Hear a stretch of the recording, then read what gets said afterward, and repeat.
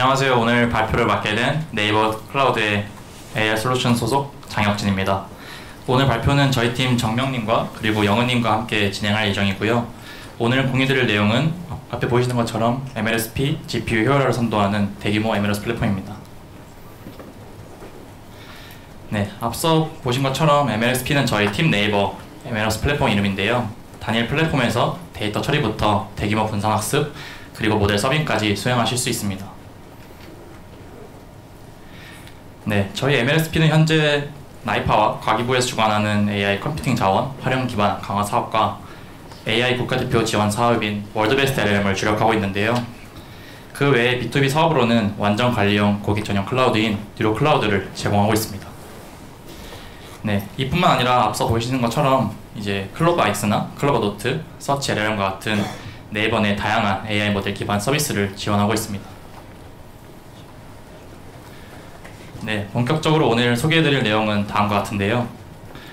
첫 번째로는 전사 GPU 효율화를 위해 도입한 저희 MLSP 멀티테넌트 클러스터와 두 번째로는 GPU 활용 극대화를 위한 스케줄링 전략과 구현, 그리고 마지막으로는 GPU 클러스터 가용성을 위한 감지, 분석, 복구 자동화입니다. 네, 그중 첫 번째로 저희는 사내에 한정된 GPU를 운영하면서 겪었던 한계점들과 이를 개선하기 위해 도입한 쿠버네티스 기반 쿼터 시스템 아키텍처에 대해 소개해드리고자 합니다. 실제 대외 클라우드 환경과는 다르게 저희는 사내에 한정된 GPU를 운영했어야 했기 때문에 여러 가지 한계점들이 존재하였는데요. 네, 그중 4가지를 오늘 소개해드리고자 합니다. 첫 번째로는 팀별 독점으로 인한 자원 편중, 그리고 두 번째로는 리소스 파편화 및 유효 자원 낭비, 그리고 세 번째로는 이기종 GPU 환경에 대한 문제점, 그리고 마지막으로는 유저 워크로드에 대한 다양한 GPU 사용 패턴에 대한 복잡성입니다. 네, 그럼 첫 번째로 팀별 독점 운영으로 인한 자원 편중인데요. 여기 앞쪽에 보이시는 것처럼 각 팀이 본인들의 노드를 점유하고 사용하는 방식을 저희는 프라이빗 존이라고 부분지었습니다. 기존에는 GPU 자원이 한정적임에도 불구하고 각 팀마다 독립적으로 GPU를 점유하는 방식으로 운영되고 있었으며 이 구조로 인해 이제 일부 팀들은 필요 이상으로 과도하게 GPU를 점유하는 반면 이 외의 팀들은 실제 필요한 시점에 GPU를 할당받지 못하는 상황이 종종 발생하였는데요. 또한 낮은 GPU 유틸라이제이션을 보임에도 불구하고 겉보기에는 항상 GPU는 부족하다라는 인식이 존재했습니다. 네. 더 나아가 프라이빗 존의 경우 GPU 폴트로 인한 장애가 발생할 경우 프라이빗 존은 노드가 제한적이다 보니 유저 워크로드가 다른 노드에 스케줄링 되지 못하여 유저 서비스에 영향이 있는 경우가 간혹 있었습니다. 네, 이를 해결하기 위해 저희는 다음과 같은 공유 리소스 풀이라는 퍼블릭 존을 도입하게 되었는데요. 왼쪽에 보이시는 것처럼 하나의 퍼블릭 존을 여러 팀이 공유하는 방식으로 저희는 퍼블릭 존을 도입하게 되었습니다. GPU를 공유 자원으로 사용함으로써 이 GPU를 각 팀이 활용 가능하게 구조화하고요. 기대 효과로 저희는 MLSP 이전 플랫폼에서 운영하던 퍼블릭 존에서 유효 GPU 비율을 고려해 보았을 때 이번 MLSP에서 프라이빗 존 대비 4.7배 정도 개선될 것으로 예측하고 있습니다. 또한 퍼블릭 존의 경우 GPU 폴트로 인한 장애가 발생하여도 실제로 저희 퍼블릭 존에는 서비스 가용성을 위해 가용 노드를 확보해 두기 때문에 유저의 워크로드가 해당 노드들에 스케줄링 되어 유저의 서비스에 이상이 없도록 하였습니다. 또한 이러한 퍼블릭 존을 도입하면서 저희는 여러가지 요구사항을 받게 되었는데요. 다들 아시는 것처럼 팀 네이버에는 여러가지 서비스가 존재하고 해당 서비스마다 여러 팀들이 얽혀 있어 이를 조직별 그리고 서비스별 관리가 필요했습니다. 네, 따라서 저희는 다음과 같이 격리된 계층 구조를 도입하게 되었는데요. 멀티텐트 클러스터에서 가장 상위 개념으로 저희는 워크스페이스라는 개념을 도입하게 되었습니다. 이는 주로 조직이나 팀 단위로 구분지었고 실제 저희가 비용 산정의 기준이 되는 단위로 사용하고 있습니다. 또한 워크스페이스 멤버들은 본인의 워크스페이스 내에 각각 여러 개의 프로젝트를 생성할 수 있으며 해당 프로젝트 내 유저의 서빙이나 트레이닝 같은 워크로드를 생성하고 관리할 수 있습니다. 네, 여기서 두 번째 요구사항이 있었는데요. 특정 조직에서는 각 서비스마다 테스트나 서비스 상황에 맞는 필요한 GPU 수량이 매번 달랐습니다. 따라서 이를 팀 내에서 자체적으로 GPU를 배분하고 관리하고자 하는 니즈가 존재하였는데요. 이를 위해 저희와 같은 MLSP 어드민이 각 워크스페이스에 GPU를 할당해드리고 할당드린 GPU 수량에 기반하여 각 워크스페이스의 어드민은 본인의 프로젝트에 GPU를 자체적으로 분배할 수 있도록 저희는 자율성을 보장해 주었습니다.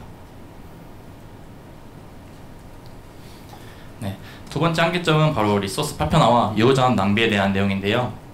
다들 아시는 것처럼 GPU는 단독 세대로 사용이 불가능하고 CPU나 메모리와 같은 기타 컴퓨팅 리소스를 요구하게 됩니다.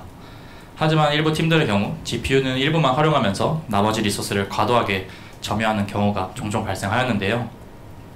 실제로 GPU 자원은 여유가 있음에도 불구하고 CPU나 메모리와 같은 리소스가 부족하여 스케줄링에 실패하는 경우가 종종 발생하였습니다. 이로 인한 GPU 파편화가 발생하여 시간이 지날수록 유효 자원은 증가하게 되었습니다. 더 나아가 이기종 GPU 환경에 대한 문제점도 존재하였습니다. GPU 세대 혼재로 인한 세대별 성능 격차가 존재하고 동일 모델이더라도 해당 모델 내 CPU나 메모리와 같은 기타 스펙 차이가 존재하다 보니 GPU 개수만으로 스케줄링이 어렵다는 점이 있었습니다. 네, 이를 해결하기 위해 저희는 다음과 같은 자원 표준화를 도입하였는데요. 아래 보이시는 것처럼 머신 프로파일의 경우 GPU나 CPU, 메모리 기준 상세 리소스를 정의하여 GPU 노드별로 명세화를 사전에 진행해 두었습니다. 또한 상위에 보이시는 머신 그룹의 경우 각각의 머신 프로파일들을 스펙별로 그룹하여 실질적으로 유저에게 제공하였습니다. 네, 이를 통해 스케줄러가 워크로드의 요구에 맞는 자원을 정확하게 매칭하여 리소스 최적화를 보장해 주었습니다. 네, 세 번째 한계점으로는 바로 유저 워크로드에 대한 다양한 GPU 사용 패턴이 존재한다는 점이었는데요. 그중 첫 번째로 저희는 워크로드별 특성을 고려한 스케줄링이 필요하였습니다. 네, MLS 플랫폼에는 앞에 보시는 것처럼 서빙이나 트레이닝, 데이터, 인터랙티브와 같은 여러 가지 타입들이 존재하고 각 타입마다 프라이어티나 고려해야 될 특성들이 모두 달랐습니다. 또한 워크로드 타입별로 나누더라도 이와 별개로 유저별 워크로드를 사용하는 목적이 다양하다 보니 저희는 목적별 차별화가 필요하였는데요. 앞서 보이시는 것처럼 저희는 서비스나 서비스 QA, 프로듀스, 테스트 인터랙티브, 이밸리에이션과 같은 여러 목적에 맞는 워크로드 분리를 통해 우선순위를 나눌 필요가 있었습니다. 즉 저희는 사용자 워크로드별 우선순위 설정으로 공정한 리소스 분배를 MLS 플랫폼 입장에서 하고자 하였으며 과도한 사용 방지를 위해 우선순위 기반 쿼터 제어 시스템을 도입하게 되었습니다. 네, 저희 우선순위 기반 쿼터 제어 시스템은 다음과 같이 세 가지로 구성되어 있는데요. 그중 첫 번째로 프로비저닝 타입입니다. 프로비저닝 타입은 일부 사용자가 리소스를 과도하게 점유하는 것을 막고 워크로드의 비용 정산 방식의 기준을 정의하는 값으로 해당 프로비저닝 타입을 개념화하였는데요. 유저는 아래 보이시는 세 가지 타입을 통해 워크로드에 할당할 수 있습니다. 첫 번째 리저브드라는 프로비저닝 타입의 경우 할당이 보정되는 리소스로 예약한 기간에 따라 비용을 정산하고 있습니다. 두 번째 온디맨드라는 프로비저닝 타입의 경우 가능할 때 할당되는 리소스로 예약한 기간이 아닌 사용량에 따라 비용을 정산하고 있습니다. 마지막 스팟 타입의 경우 다른 두 가지 타입보다는 비교적 저렴한 비용이며 사용량에 따라 비용을 정산하고 있는데요. 다만 저렴한 비용인 만큼 우선순위에 따라 축출될 수 있습니다. 초반에 소개해드렸던 것처럼 저희 퍼블릭 존에는 서비스 가용성을 위해 일부 노드들을 가용 노드로 확보해준다고 말씀드렸는데요. 해당 노드들의 유저의 이런 스팟 인스턴스를 스케줄링함으로써 GPU 효율화를 극대화할 수 있었습니다. 네, 그 다음 구성 요소로는 카테고리인데요. 앞서 소개해드렸던 것처럼 유저 워크로드별 타입을 저희는 서빙, 트레이닝, 데이터, 인터랙티브 이 네 가지로 카테고리화하였습니다. 마지막 퍼포스인데요. 이것 역시 앞서 공유드렸던 것처럼 유저별로 워크로드를 사용하는 목적이 매우 다양하다 보니 이를 저희는 서비스나 서비스 QA, 프로듀스, 테스트, 이밸리에이션과 같은 유저 목적을 퍼포스로 구분지었습니다. 네, 즉 이를 요약하면 다음과 같은데요. 앞서 보시는 것처럼 저희는 이제 프로비저닝 타입과 카테고리, 퍼포스 이 세 가지 조합으로 쿠버네티스에 제공하는 프라이어티 클래스를 사전에 생성해 두었습니다. 해당 프라이어티 클래스를 기반으로 유저의 워크로드에 대해 우선순위가 부여되는데요. 네, 앞선 예시를 통해 확인할 수 있으시듯이 이제 reserved라는 프로비저닝 타입이 스팟 타입보다 높은 우선순위를 갖게 되는 것이며 produce라는 purpose가 test라는 purpose보다 높은 우선순위를 갖게 됩니다. 네, 또한 저희 커터 시스템의 두 번째 요구사항으로는 다양한 퍼블릭 존과 머신 그룹이 존재한다는 점이었는데요. 분리적인 구성이나 정책적인 이슈로 인하여 하나의 클러스터에 여러 가지 퍼블릭 존이 존재할 수 있고 또 앞서 소개해드렸던 것처럼 클러스터에는 다양한 머신 그룹이 존재하고 있습니다. 저희는 이를 프로젝트 네임스페이스별로 커터를 제어할 필요가 있었습니다. 따라서 이제 저희는 쿠버네티스에서 제공하는 익스텐드 리소스를 활용할 수 있었는데요.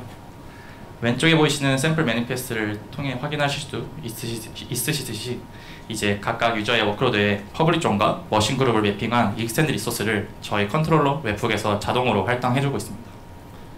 그 유저가 선택한 퍼블릭 존과 머신 그룹에 맞게 이제 웹북이 자동으로 할당을 하면 이를 스케줄러가 실제 익스텐드 리소스에 맞는 퍼블릭 존과 머신 그룹에 맞춰서 스케줄링하고 있습니다.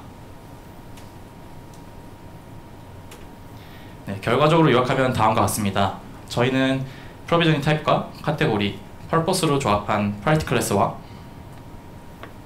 존, 그리고 머신 그룹에 기반한 익스텐드 리소스를 통해 저희는 각각 프로젝트 네임스페이스에 리소스 커터를 생성해두고 실질적으로 유저 커터를 제어하고 있습니다. 네, 마지막으로는 저희 GPU 커터 할당 정책인데요. 데이터 기반 의사결정을 위해 실사용 GPU를 제공하여 회사의 방향성과 정책을 반영하고 있습니다. 또한 유저의 요구사항에 대한 오버스펙을 방지하기 위해서 실제 필요량을 벗어난 과도한 자한 사용에 대한 제어를 하고 있는데요. 오른쪽에 보시는 것처럼 예시로 저희는 VLM 기준 모델 크기별 처리량에 대한 벤치마크를 사전에 진행하여 유저의 요구사항에 맞는 검토를 진행하곤 했습니다. 즉 저희는 팀 네이버 전사적으로 특정 GPU 신청 절차를 통해 자체 검수 GPU를 할당함으로써 무분별한 GPU 사용을 방지하고 있습니다. 네. 또한 저희는 사업평가 프로세스도 진행하고 있는데요. MSP 유저가 GPU를 신청하고 할당 받더라도 저희는 사업평가 프로세스를 진행하였으며 저희 상위 결정관자들은 저희 플랫폼에서 제공하는 매트릭을 기반하여 저사용 GPU에 대한 자원을 회수하고 있습니다. 이를 통해 저희는 GPU를 할당한 이후에도 GPU 효율화를 끊임없이 지속하고 있는데요. 여기까지가 저희가 이번 GPU 효율화를 이루는 과정에서 겪었던 한계점들과 이를 개선하기 위해 도입한 저희 MLOSP의 전반적인 커터 시스템 아키텍처에 대해 소개해드렸습니다. 이 다음은 저희 팀의 정면님께서 스케줄링과 알고리즘에 대해 자세하게 설명드릴 예정입니다. 감사합니다.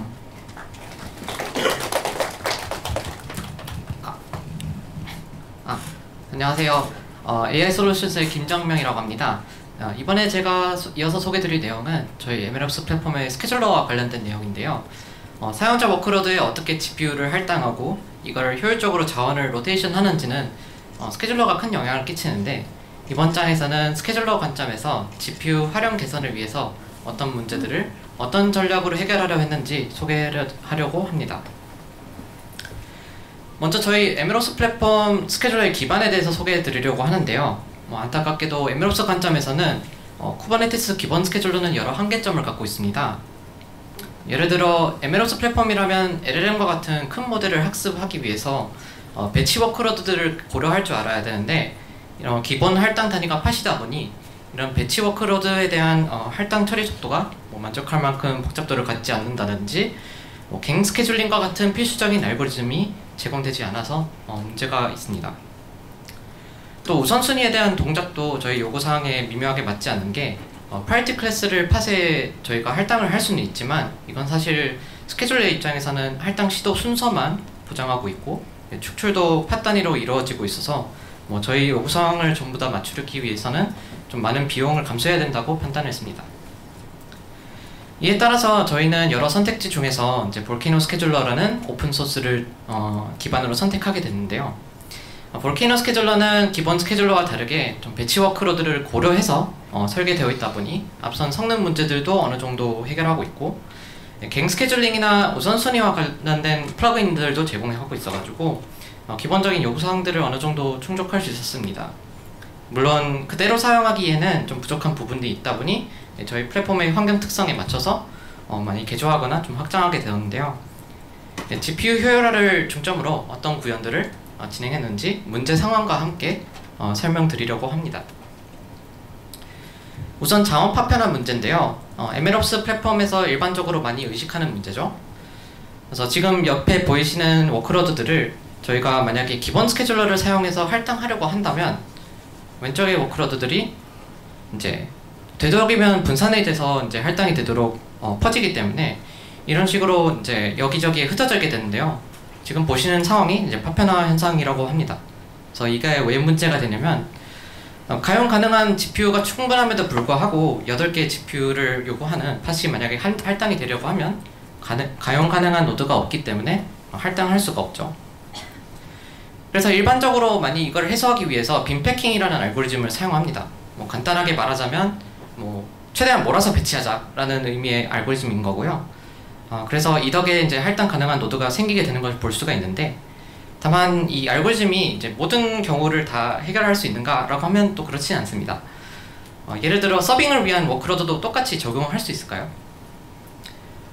이번에는 한 개의 GPU를 할당받아야 되는 서빙 워크로드를 예시를 들어보겠습니다. 6개의 레플리카를 원하는 상황에서 빈패킹을 그대로 사용하게 된다면 이런 식으로 한쪽에 모두 몰리게 되면서 가용성이 낮아진다는 문제가 생기고요. 해당 노드에서 문제가 발생하면 결국 가용한 노드가 팟이 없어져서 서비스에 장애가 일어날 수 있죠. 그래서 저희는 여기서 최소한 3개의 노드에 걸치도록 먼저 할당하고 빈패킹을 하도록 하는 그런 디스트리뷰트 빈패킹이라는 전략을 사용하면서 해당 문제를 풀었습니다. 여기 왼쪽에 있는 이제 워크로드를 6개의 레플리카를 전부 다 배치한다고 했을 때 간단하게 요약해서 보여드리자면 이렇게 3개 먼저 할당해놓고 빈패킹을 하는 겁니다. 이렇게 하게 되면서 저희는 결과적으로 서비스 안정성을 위한 가용성을 확보하면서 좀 빈패킹에서 해결하고자 하는 파편화 해소도 어느 정도 챙기면서 가지게 되는 그런 효과를 가지게 될 수 있습니다. 지금까지 이제 GPU 단위의 할당에서 생기는 문제를 봤는데, 분산학습과 같은 할당 스케일이 노드 단위로 확장되었을 때도 똑같은 문제가 발생합니다. 다만 이걸 이해하기 위해서는 분산학습 워크로드가 어떻게 할당되는지 그 조건을 먼저 짚어야 되는데요. 보통 크게 2가지 조건이 있습니다. 첫 번째는 일단 모두 한꺼번에 할당이 돼야 된다라는 부분이고, 두 번째는 노드 간의 고속통신이 가능해야 된다라는 것입니다. 첫 번째 부분에 대한 거는 다른 말로 갱 스케줄링을 요구한다라고도 표현하는데요. 현재 보이는 것 같이 이제 오른쪽에 3개의 노드가 가용 가능한 상태에서 지금 할당되지 못하도록 해야 되고요. 4개가 가용 가능했을 때 할당을 해줘야 됩니다. 두 번째 조건이었던 노드 간 고속통신은 보통 분산학습에서는 필수적입니다. 왜냐하면 분산을 학습할 때 이제 노드 간에 이제 데이터를 전송하는 그런 비용이 그런 게 발생해야 되기 때문인데요. 보통 인피니밴드와 같은 하드웨어적인 솔루션을 도입을 해가지고 이걸 해결을 합니다. 다만 모든 노드가 서로 고속 통신을 할 수 있다면 오케이인데, 저희 환경과 같은 경우에는 인피니밴드 클러스터가 여러 개 독립적으로 공존을 할 수 있는 환경이기 때문에 결국에는 이거를 할당하기 위해서는 네트워크 토포로지를 스케줄러가 알고 있어야 된다라는 문제가 발생합니다. 여기서 보시면 왼쪽에 있는 이제 C에 있는 노드가 결국에는 다른 노드들과 고속 통신할 수 없기 때문에 할당하지 말아야 되는 상황인 거죠. 다만 이제 말씀드렸다시피 이 네트워크 상황을 스케줄러가 알 수 있게 해야 되는데, 이거를 버키너 스케줄러에서 하이퍼노드라는 CRD를 통해서 제공을 하고 있습니다.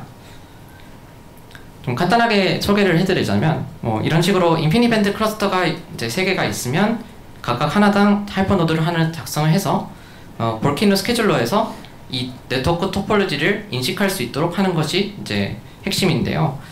이 하이퍼노드를 통해서 네트워크 구조에 맞게 계층적으로 구성하고 그거를 이제 고려해서 이제 스케줄링 하는 게 이제 목적입니다. 여기에 더해서 이제 인피니밴드 클러스터는 저희는 얼마든지 늘어날 수도 있어서 이걸 자동으로 생성해주기 위해서 2가지 방법을 사용하고 있는데요. 첫 번째는 UFM 서버가 설치되어 있는 경우에는 이 UFM 서버의 API를 통해서 인피니밴드의 정보를 조회를 해서 생성을 합니다. 두 번째 방법은 UFM 서버가 없는 경우인데요. 이때는 이제 노드 레이블에다가 토폴로지 관련된 정보를 집어넣고 그 다음에 자동으로 생성을 하고 있습니다. 컨트롤러를 통해서.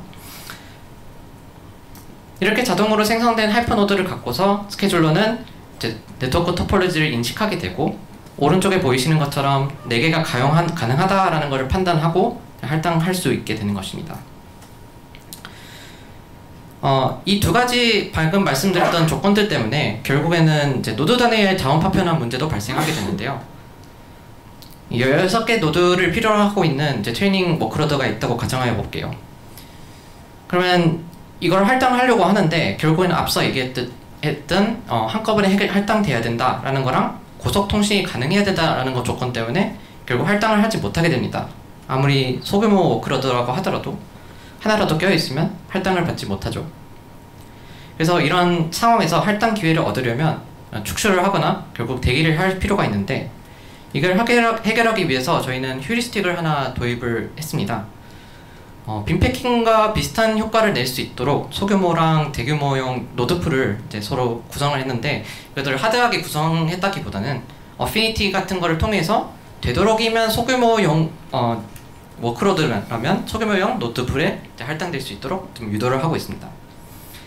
이렇게 함으로써 이제 갱 스케줄링이 요구하는 대규모 학습을 좀 더 자주 할당할 수 있게 되었고 다른 워크로드를 축출하는 일을 좀 줄일 수 있었습니다. 여기까지 할당할 때 파편화 문제에 대해서 얘기를 했는데 여러 목적에 따라 저희는 우선순위가 세밀하게 나눠져 있다고 아까 혁진님께서 소개를 해주셨는데 이것 때문에 축출이 자주 발생할 수밖에 없습니다. 축출 상황은 사실 최대한 줄여야지 사용자들한테도 좋고 다운타임이 덜 발생하게 되는데 지금 보이시는 상황에서는 지금 왼쪽에 하이 프라이어티 워크로드라는 게 지금 할당되려고 하는 상황이에요. 근데 리소스가 부족해서 축출을 해야 되는 상황이죠. 여기서 만약에 축출하는 기준이 따로 없으면 최악의 경우에는 높은 우선순위부터 차례대로 축출을 하면서 연쇄적으로 이렇게 다량의 팟이 삭제되었다가 할당되는 연쇄 축출 문제가 발생할 수 있었습니다. 그래서 팟이 불필요하게 꺼졌다가 켜지면 모델이나 데이터를 다시 받아야 되는 콜드 스타트 문제도 발생할 수 있고 다시 할당될 때까지 다운타임도 많이 발생하기 때문에 GPU 활용 면에서 되게 비효율적이라고 할 수 있는데요.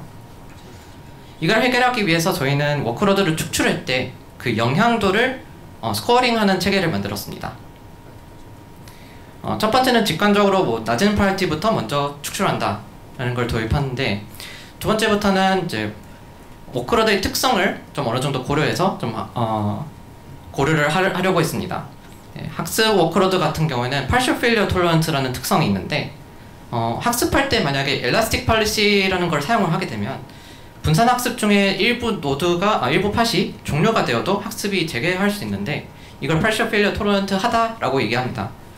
다만 이 특성을 갖고 있지 않는 경우에는 결국에는 하나의 팟을 축출할 때 같은 잡에 있는 다른 팟들도 같이 축출을 해야 되기 때문에 영향도가 좀 크다고 볼 수가 있죠. 그래서 결국엔 하나를 축출하느냐, 4개를 축출하느냐 이런 문제가 이제 발생할 수 있기 때문에 우선순위가 다르더라도 그래서 이런 것도 고려해야 할 필요가 있었습니다. 세 번째로는 서빙 워크로드에 대해서는 PDB, 팟 디스트리뷰션 버짓이라는 걸 고려할 필요가 있었는데요. 예를 들어 이 팟을 축출을 하게 되었을 때 일정 수준, 그러니까 50% 이상 가용 가능해야 된다라는 수준이 깨지게 되면 그거를 축출하지 않는다라는 판단을 해야 되는 경우가 있습니다. 이런 식으로 여러 가지 기준들을 통해서 저희는 프리엠션 임팩트 스코어라는 걸 계산하고 축출할 팟을 결정하고 있습니다. 네, 마지막으로 소개해드리려고 하는 상황은 할당도 아니고 축출도 아닌 좀 시간이 지나면서 자연스럽게 발생할 수 있는 상황인데요. 지금 보시는 상황에서 좀 시간이 지나면 자연스럽게 일부 GPU 워크로드들이 좀 종료될 수 있습니다. 그러면 파편화가 발생된다는 걸 보실 수가 있죠. 그럼 이런 상황에서 저희는 이제 GPU 조각 모음이라고 해서 이제 좀 축출을 하고 다시 빈패킹을 하면 되지 않을까라는 생각을 하게 되었는데 여기서 저희는 이제 파편화된 노드 중에서 어떤 노드를 축출할지를 디스케줄러를 만들었습니다. 기존에 이제 쿠버네티스에 디스케줄러라는 게 이미 존재하고 있는데요.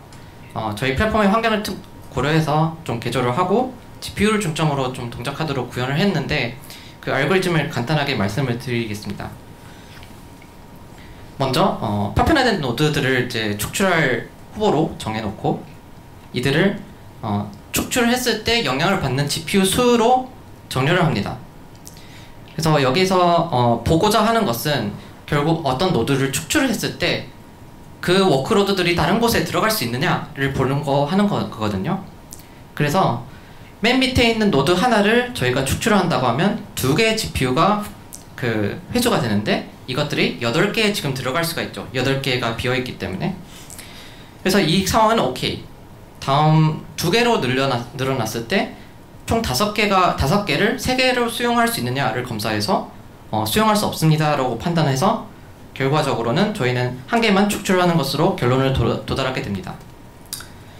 이렇게 이제 2개를 축출하는 데까지가 디스케줄러가 하는 일이고요. 그 이후로는 재할당하면서 파편화를 해소하는 것을 좀 기대를 하고 있습니다.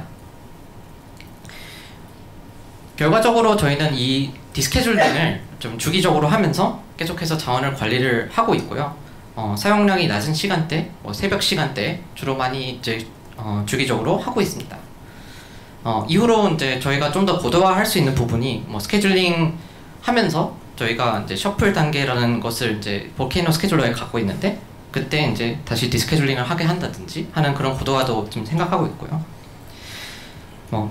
일단 지금까지 스케줄러의 관점에서 GPU를 효율적으로 어떻게 사용하기 위해서 어떤 것들을 했는지 좀 단편적으로 소개해드렸는데 이 다음 장은 SRE 관점에서 운영 최적화를 어떻게 했는지 박영훈님께서 소개해 주시겠습니다.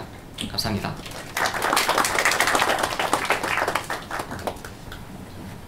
네, 안녕하세요. AI 솔루션스의 박영훈입니다. 이번 장에서는 저희가 GPU 클러스터에서 어떻게 장애를 감지하고 분석하고 복구를 자동화해야 하는지에 대해 설명드리도록 하겠습니다. 네, 보시는 표는 저희가 NCP VM의 요금을 가져와 봤는데요. 보시다시피 그 A100의 경우에는 CPU보다 약 12배 정도의 비싼 요금을 형성하고 있습니다. 아직 NCP에서는 최신 GPU 장비들을 지원하고 있지 않아 요금을 가져오지 못했는데 AWS 기준으로 요금을 환산해보면 H100은 A100의 2배, B200은 A100의 4배의 요금을 형성하고 있습니다. 네, 이렇다 보니 GPU 장비는 CPU 장비보다 매우 비싼 요금을 형성하고 있다 보니까 관리를 잘못해서 장애 시간이 길어진다거나 아니면 서비스의 투입을 실수로 안 해서 사용을 하지 못하는 상황이 길어지게 되면 큰 비용 손실이 발생할 수 있습니다. 네, 다음으로는 대규모 학습에서 발생할 수 있는 이슈에 대해서 설명드리도록 하겠습니다. 네, 다음과 같이 N개의 노드를 사용하는 대규모 학습이 있다고 가정합니다. 이때 한 개의 GPU에서 장애가 발생했다고 가정합니다. 폴트 톨러런트한 학습도 있겠지만 하나의 워커 노드의 실패가 전체의 학습의 실패로 이어지는 경우도 있습니다. 네, 이런 경우에는 이제 만약에 저희가 GPU 장애를 모르고 있거나 아니면 이 GPU에 대한 성능 이슈를 모르고 있거나 또는 해당 워커노드의 인피니밴드나 NCCL 이슈를 모르고 있다면 전체 학습이 아예 느리게 수행되거나 아니면 행이 걸려서 문제가 발생할 수 있습니다. 네, 저 한 대의 그 GPU 장애로 인해서 나머지 N-1대의 노드에 대한 GPU 자원 낭비가 발생할 수 있습니다. 네, 다음으로 대규모 학습에서 발생할 수 있는 두 번째 문제인데요. 다음과 같이 128개의 노드가 같은 네트워크 토폴로지에 묶여 있다고 가정합니다. 그리고 그중 한 대의 노드는 현재 GPU 이슈로 인해서 점검 상태에 있다고 가정합니다.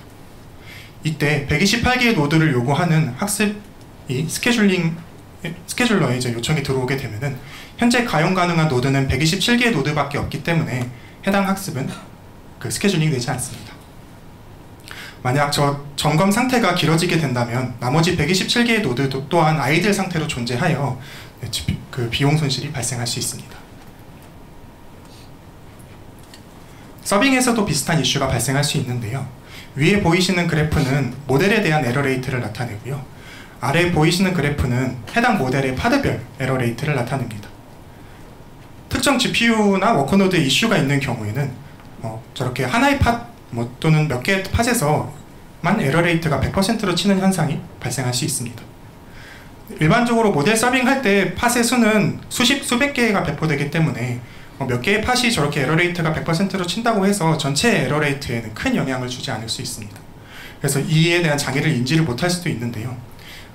이러한 장애를 계속 유지시킨다면은 일부 사용자들의 경우에는 LLM 서비스를 사용하다가 왜 내 거는 수행이 안 되지? 라는 이런 불편한 경험을 계속 겪을 수 있고요. 또는 이제 B2B 서비스인 경우에는 SLA의 문제가 될 수도 있습니다. 네, 그래서 트레이닝의 다운타임은 다음과 같은 수식으로 표현될 수 있는데요.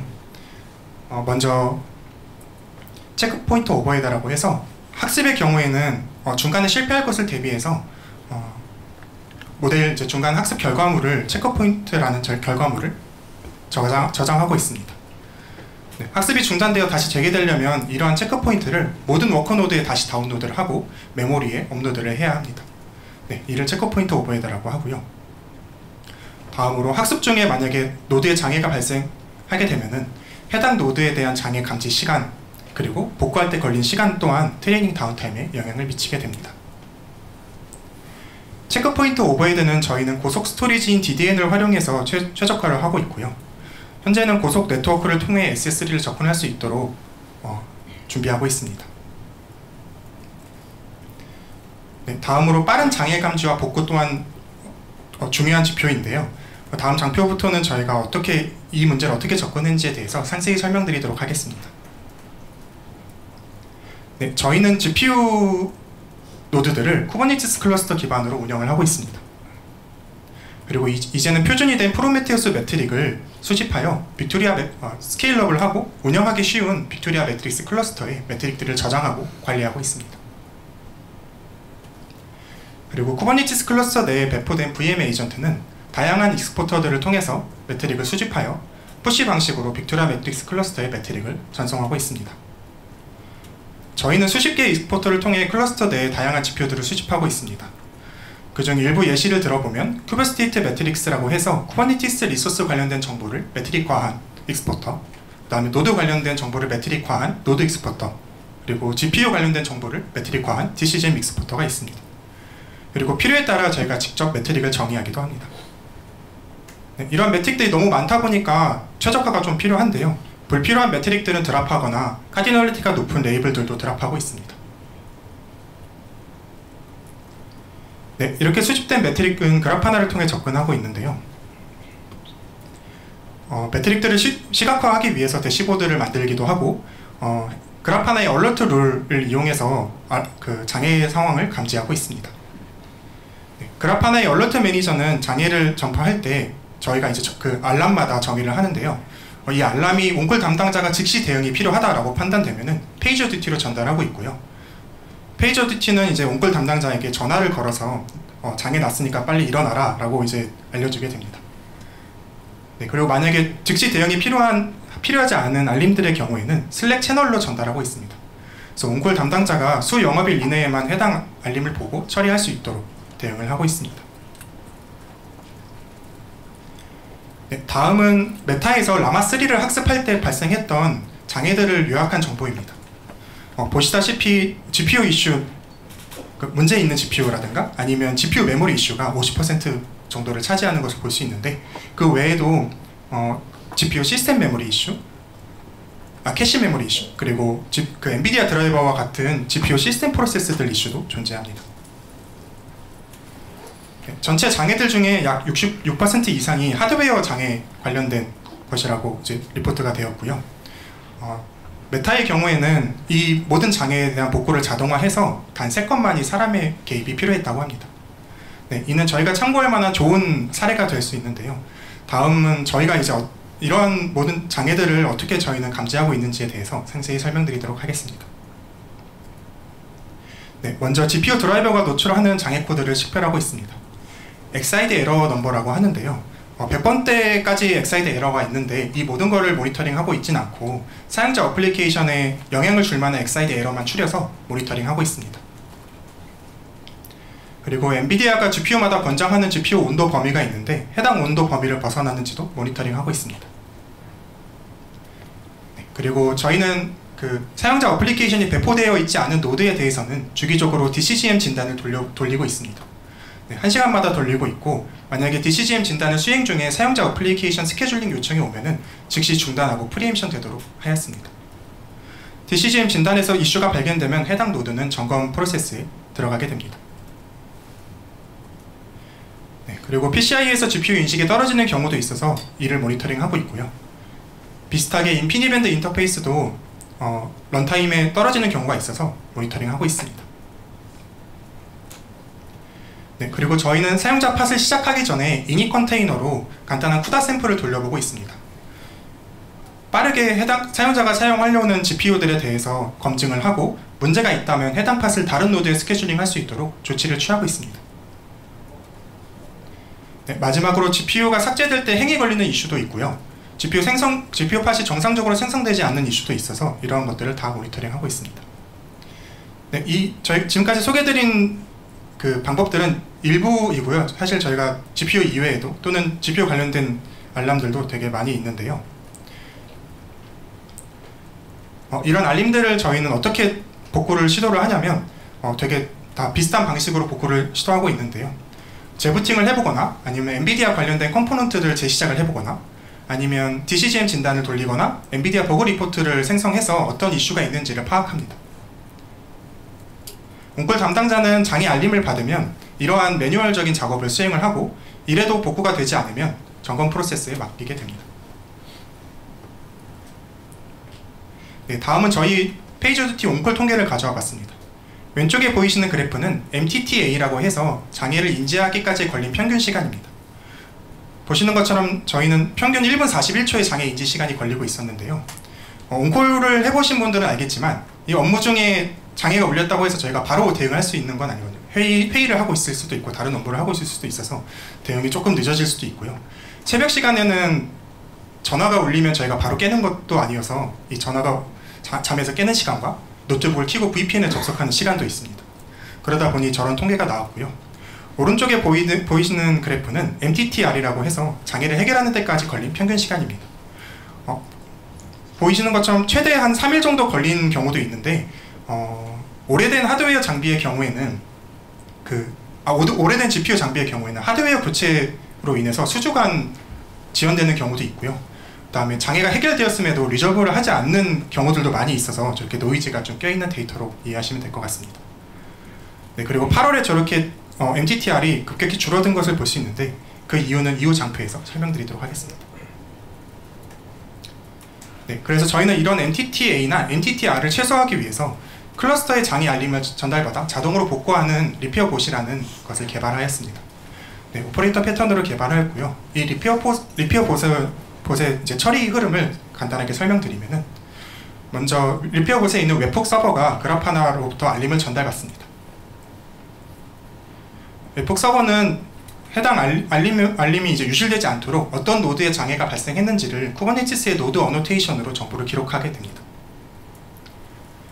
그리고 리페어 봇에 있는 이제 컨트롤러는 해당 노드 어노테이션의 변화에 대한 이벤트를 와치하고 있어서 어떤 노드에 장애가 발생했는지를 알게 되고요. 장애가 발생한 노드에 대해서는 쿠버네티스 API 서버와 통신해서 복구에 필요한 작업을 수행하거나 아니면 NCP API를 통해서 리부트 작업을 수행하기도 합니다. 그리고 이러한 모든 장애 인지부터 시작해서 복구 과정들은 저희 온콜 담당자들도 인지할 수 있도록 슬랙 채널에 다 전파하고 있습니다. 복구에 실패한 경우에는 그 유지보수를 담당하는 팀에게 지라 이슈를 통해서 티켓을 전달하고요. 점검이 완료되면 자동으로 리페어봇이 해당 노드에 대한 검증을 수행하고 서비스에 투입하게 됩니다.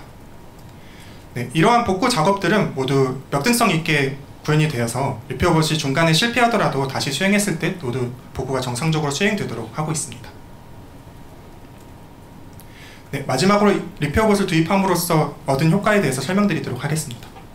저희는 GPU 수백 대가 있는 작은 클러스터에 시범적으로 도입을 하였고요. 월 평균 36건 정도를 처리하였습니다. MTTA의 경우에는 평균 1분 41초에서 약 1.22초로 83배 정도 빨라졌고요. MTTR의 경우에는 아무래도 자동화를 했다 보니까 사람의 실수를 방지할 수 있는 장점이 있었는데요. 특정 알림의 경우 사람에 따라서 최소 8분에서 수십 분까지도 걸렸는데 리페어봇은 이를 6분으로 단축했었습니다. 네, 그리고 오른쪽에 보이시는 아까 그 8월에 MTTR이 급격히 감소했던 이유가 8월에 저희가 리페어봇을 도입을 했었습니다. 이로 인해서 평균적으로 약 5배의 복구 시간을 개선했습니다. 마지막으로 저는 이게 가장 중요하다고 생각합니다.